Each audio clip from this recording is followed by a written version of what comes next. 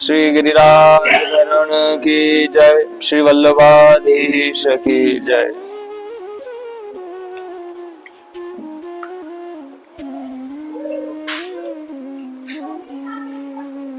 कल हम आचार्यों के बारे में जान रहे थे कि एक जीवन मुक्त महापुरुष आचार्य गुरु कैसे होते हैं, उनमें कैसे गुण होते हैं। 10 प्रकार के गुण उसमें हमने देखे उनमें कि ये 10 प्रकार के गुण जो है एक आचार्य एक गुरु में होते हैं।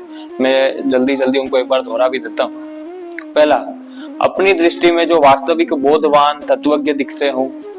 दूसरा, जो कर्म योग, ज्ञान योग, भक्ति योग आदि साधनों को ठीक ठीक जानने वाले हो, जिनके संग से वचनों से हमारे हृदय में रहने वाली शंकाएं बिना पूछे ही स्वतः दूर हो जाती हो, जिनके पास में रहने से प्रसन्नता शांति का अनुभव होता हो, जो हमारे साथ केवल हमारे हित के लिए ही संबंध रखते हुए दिखते हो, जो हमारे से किसी भी वस्तु की किंचन मात्र भी आशा न रखते हो, जिनकी संपूर्ण चेष्टाएं केवल साधकों के हित के लिए ही होती हो, जिनके पास में रहने से लक्ष्य की तरफ हमारी लगन स्वतः बढ़ती हो, जिनके संग दर्शन भाषण स्मरण आदि से हमारे दुर्गुण दुराचार दूर होकर स्वतः सद्गुण सदाचार रूप देवीय संपत्ति आती हो, और आखिरी है, जिनके सिवाय और किसी में वैसी अलौकिकता विलक्षणता न दिखती हो, वो जो है गुरु होते हैं।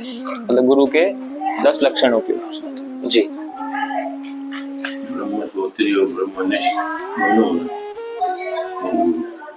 ब्रह्मनिष्ठ भी हो और ब्रह्मश्रोत्री भी। सब ज्ञान आप जो प्रश्न का पूछो तो उत्तर दे सकते। ब्रह्मबोध, जिनको ब्रह्मबोध हो जाता है, या फिर हम कहते हैं कैवल्य की प्राप्ति हो गई, इस प्रकार से। आगे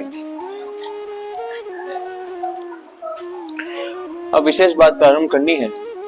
शिष्य का कर्तव्य है गुरु की सेवा करना, और ये बात हमने कल करी भी थी कि शिष्य शब्द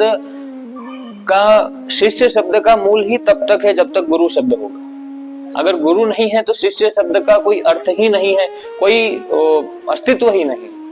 जैसे कि वही बात है, शिष्य का कर्तव्य है गुरु की सेवा करना, पुत्र का कर्तव्य होता है माता पिता की सेवा करना, पत्नी का कर्तव्य होता है पति की सेवा करना, पति का कर्तव्य होता है पत्नी की सेवा करना।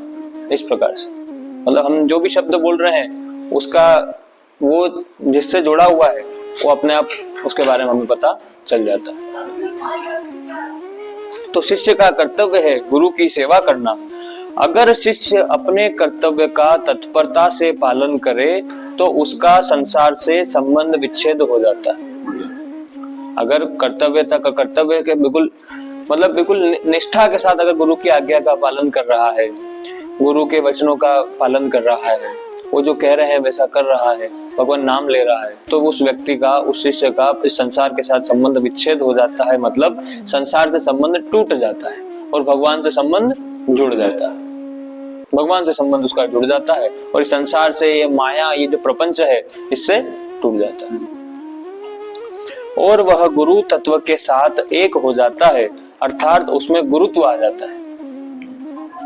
फिर उस शिष्य के अंदर गुरुत्व आ जाता है, यानी कि तब वो शिष्य जो है अब वो गुरु बनने के योग्य है, क्योंकि गुरु के बाद फिर शिष्य ही तो अगला गुरु बनेगा। तो वो गुरु तब जाके जो है एक वो गुरु बनने के योग्य हो जाता है जब उसको भी गुरु के द्वारा ब्रह्मबोध हो जाए।